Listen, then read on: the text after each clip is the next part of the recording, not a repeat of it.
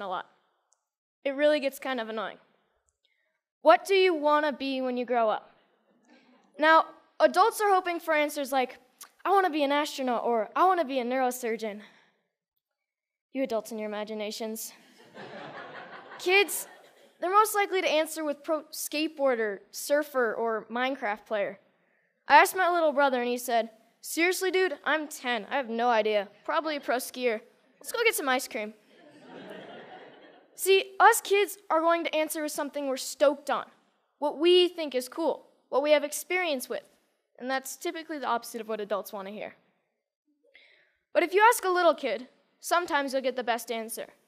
Something so simple, so obvious, and really profound. When I grow up, I want to be happy. For me, when I grow up, I want to continue to be happy, like I am now. I'm stoked to be here at TEDx. I mean, I've been wondering, how did my room get so messy all on its own? Did I take a shower today? And the most perplexing of all, how do I get girls to like me? Neuroscientists say that the teenage brain's pretty weird. Our prefrontal cortex is underdeveloped, but we actually have more neurons than adults, which is why we can be so creative and impulsive and moody and get bummed out.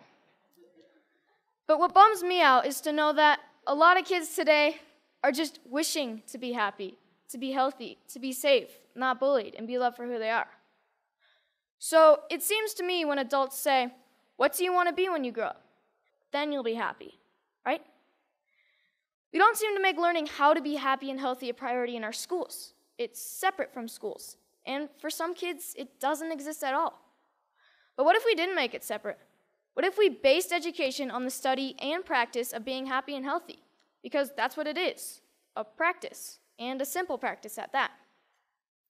Education is important, but why is being happy and healthy not considered education? I just don't get it. So I've been studying the science of being happy and healthy.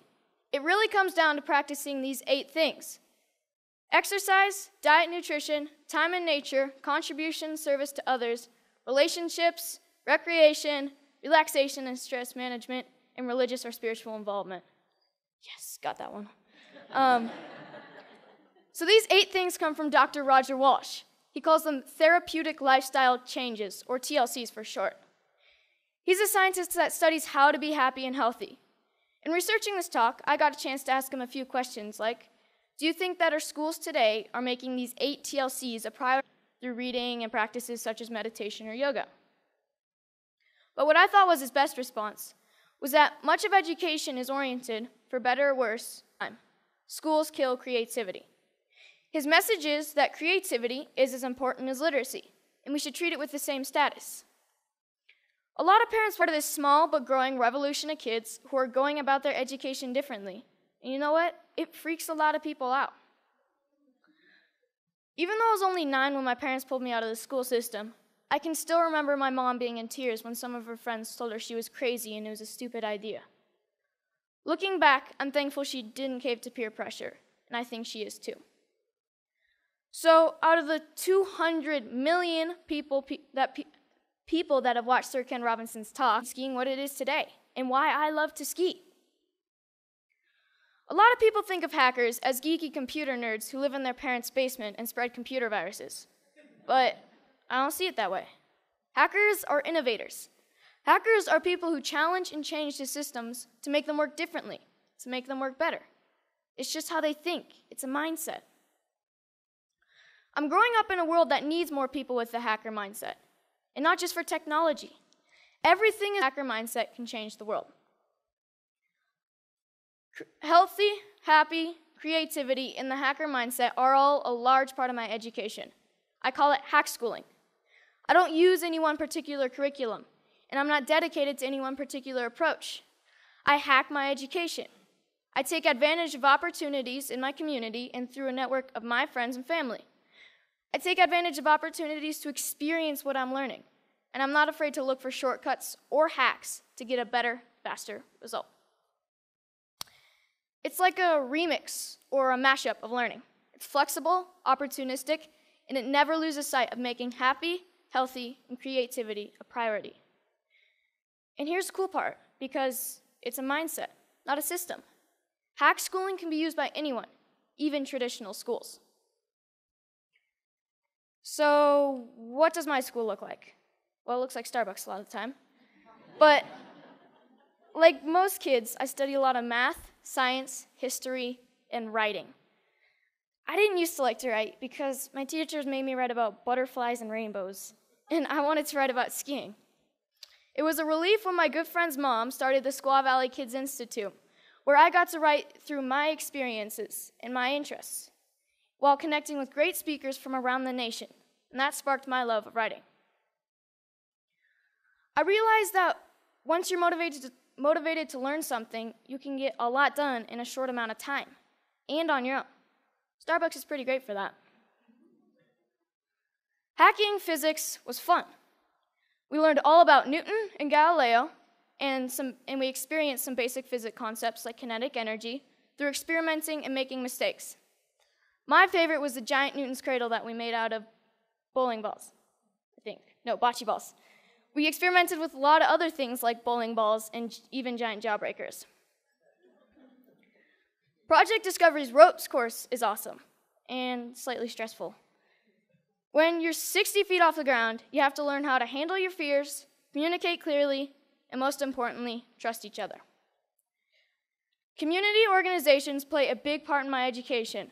At High Fives Foundation's Basics program, being aware and safe in critical situations, we spent a day with the Squaw Valley Ski Patrol to learn more about mountain safety. Then the next day, we switched to science of snow, weather, and avalanches. But most importantly, we learned that making bad decisions puts you and your friends at risk. Young Chautauqua brings history to life. You study a famous character in history until you can stand on stage and perform as that character and answer any question about their lifetime. In this photo, you see Al Capone and Bob Marley getting grilled with questions at the historical Piper's Opera House in Virginia City, the same stage where Harry Houdini got his start. Time in nature is really important to me. It's calm, quiet, and I get to just log out of reality. I spend 1 day a week outside all day. At my Foxwalker classes, our goal is to be able to survive in the wilderness with just a knife. We learn to listen to nature. We learn to sense our surroundings. And I've gained a spiritual connection to nature that I never knew existed. But the best part is that we get to make spears, bows and arrows, fires with just a bow drill, and survival shelters for the snowy nights when we camp out. Hanging out at the Moment Factory, where they hand make skis and design clothes, has really inspired me to one day have my own business. The guys at the factory have showed me why I need to be good at math, be creative, and get good at sewing. So I got an internship at Big Truck Brand to get better at design and sewing. Between fetching lunch, scrubbing toilets, and breaking their vacuum cleaner, I'm getting to contribute to clothing design, customizing hats, and selling them. The people who work there are happy, healthy, creative, and stoked to be doing what they're doing. This is by far my favorite class. So this is where I'm really happy, Powder Days. And it's a good metaphor for my life, my education, my hack schooling.